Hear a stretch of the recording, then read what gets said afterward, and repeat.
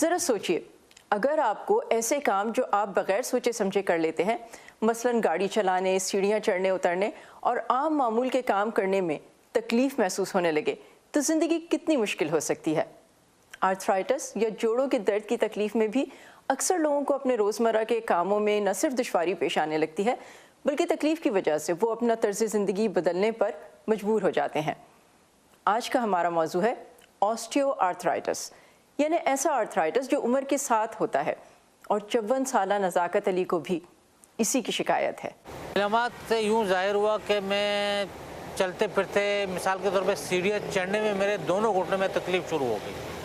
وہ میرے لیے بہت تکلیف دہ مرحلہ تھا۔ پھر اس کے بعد جب نماز میں پڑھتا تھا تو جیسے میں اتحیات میں بیٹھتا تھا تو بیٹھ تو میں جاتا تھا، لیکن بیٹھنے کے دوران تکلیف بھی شروع ہوتی، لیکن اٹھ نہیں سکتا تھا میں۔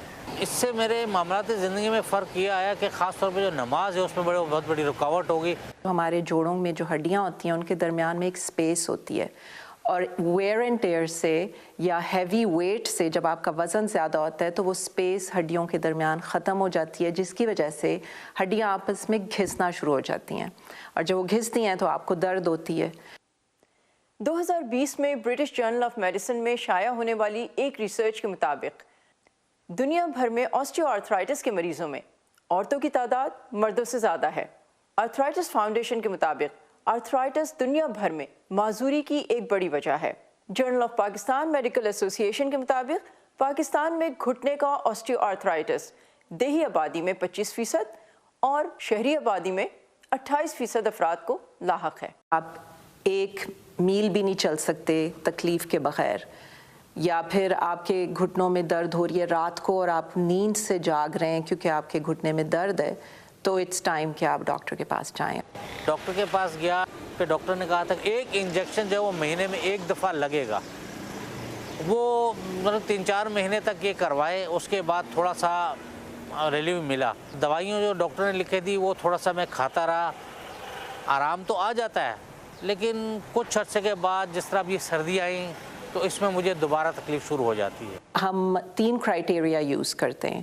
سب سے پہلا یہ ہے کہ آپ ایک بلاک، جس کا مطلب ہے اباؤٹ ½ مائل آپ چل نہیں سکتے تکلیف کے بغیر، اور آپ کو رکنا پڑ رہا ہے کیونکہ آپ کو اتنی تکلیف ہو رہی ہے گھٹنے میں یا ہپ میں، یا پھر اگر آپ کھڑے ہوئے ہیں یا بیٹھے ہوئے ہیں اس وقت بھی آپ کو تکلیف ہو رہی ہے، بیٹھنے سے بھی تکلیف اگر ہو رہی ہے جوڑ میں، یا رات کو سوتے ہوئے آپ جاگ رہے ہیں تکلیف سے، تو then it's a criteria, it means کہ آپ کو جوڑ ریپلیس کرنے کا ٹائم آ گیا ہے۔